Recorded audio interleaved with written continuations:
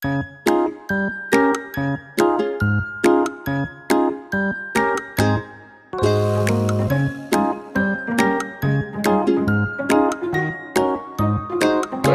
kita mulai saja. Materi kita kali ini yakni mengenal pecahan. Adik-adik, kira-kira sudah tahu belum sih apakah pecahan tersebut? Nah, kali ini kita akan mempelajarinya agar supaya kita dapat memahami dengan baik pecahan-pecahan tersebut. Kita lihat pertama ada gambar kue donat. Ayo, tunjuk tangan. Siapa ya yang suka kue donat? Wah, banyak sekali ternyata ya. Adik-adik kakak pasti suka makan donat. Baik adik-adik, ini adalah kue donat satu. Dan dia utuh, belum dimakan dan juga belum terbagi-bagi. Nah, pada gambar berikutnya ada gambar donat yang sudah terpecah, yang sudah terbelah sama rata. Terbelahnya menjadi dua bagian. Ayo adik-adik, tadi ada satu ya, ada satu kue donat, kemudian terbelah menjadi dua bagian donat yang sama besar. Nah, pada gambar ketiga, kita lihat sama-sama ada satu bagian dari dua bagian donat yang tadi terpecah. Nah, adik-adik, gambar kedua dan gambar ketiga ini merupakan bentuk dari pecahan 1/2. Kenapa Kak? Kok bisa menjadi 1/2? Nah, adik-adik, kita kembali lagi ya. Karena tadi ada satu kue donat yang dibagi menjadi dua. Sama besar. Artinya masing-masing potongan tadi, masing-masingnya itu merupakan 1/2 atau setengah. Nah, 1/2 adik-adik dibaca setengah atau 1/2. Kembali kakak ingatkan adik-adik, apabila satu buah kue dibagi menjadi dua, maka masing-masing bagian tersebut disebut dengan setengah atau 1/2.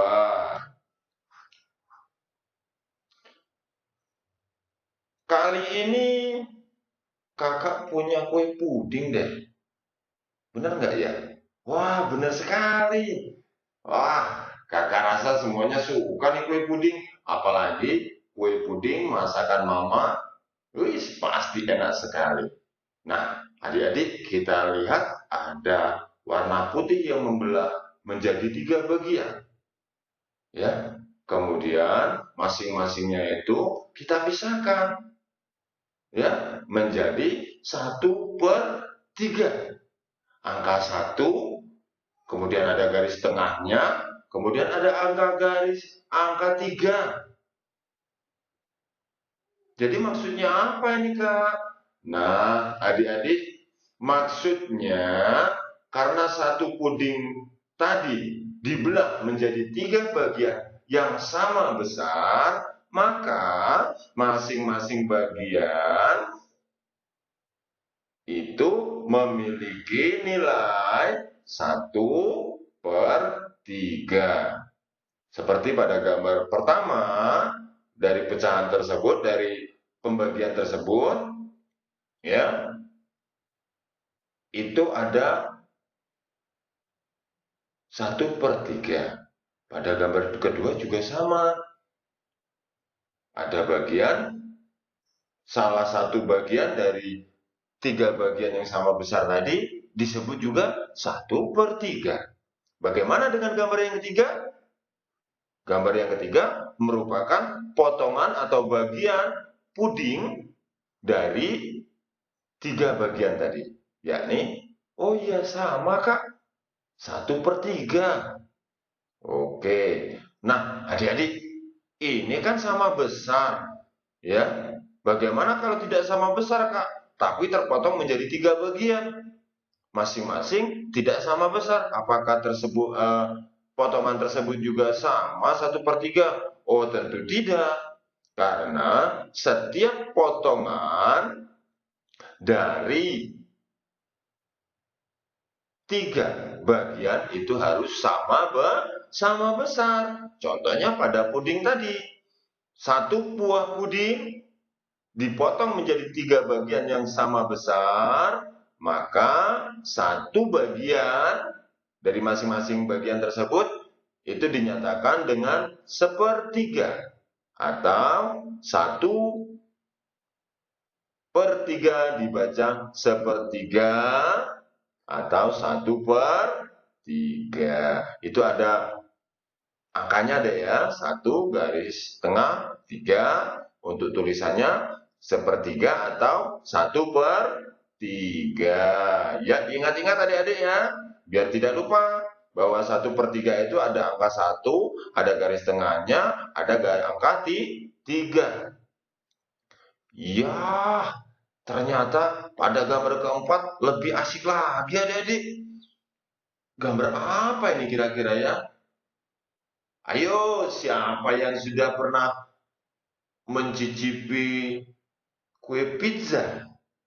Benar nggak itu kue pizza? Wah, benar. Pizza pada gambar tersebut kita lihat adik-adik dipotong menjadi 4 bagian yang sama besar. Nah, masing-masing bagian atau masing-masing potongan tersebut memiliki nilai 1/4. Pada gambar potongan pertama itu memiliki nilai 1/4. Kenapa? Karena ada satu potongan dari 4 bagian yang sama besar. Kemudian pada gambar kedua juga sama, yakni 1/4. Karena satu potong atau satu bagian dari 4 bagian yang sama besar. Demikian juga halnya dengan gambar ketiga dan gambar keempat. Masing-masing memiliki nilai 1/4. Ada adik-adik yang mau bertanya nih. Boleh. Nah, ini pertanyaannya sama seperti yang tadi ya. Baik, kira-kira begini pertanyaannya. Kak, saya memiliki kue bolu. Saya mau membagikannya kepada adik-adik saya. Jumlahnya 3 orang, artinya 4 orang dengan saya. Satu kue dibagi menjadi 4 orang anak. Demikian ya? Iya. Jadi, apabila ingin membaginya sama rata, maka potonglah satu kue tersebut menjadi 4 bagian yang sama besar. Itu baru sama. Tetapi, apabila masing-masing potongan tersebut tidak sama besar, itu bukan disebut sebagai 1/4. Kenapa? Karena keempat potongan tersebut tidak sama besar. Nah, ini adik-adik 1/4 itu dibaca 1/4 atau 1/4. Ingat-ingat adik-adik ya, apabila kita mau menuliskan bilangan pecahan 1/4 dibaca 1/4 atau 1/4.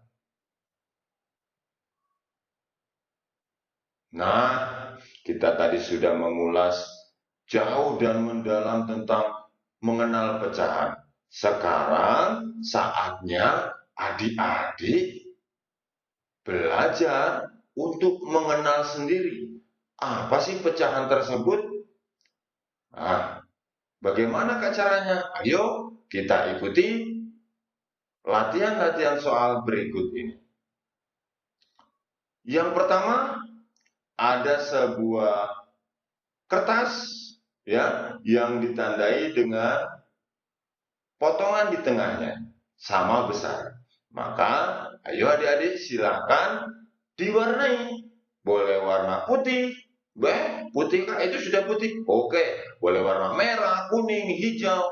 Boleh semuanya. Asal masing-masing bagian warnanya harus sama. Dan potongannya pun harus sama.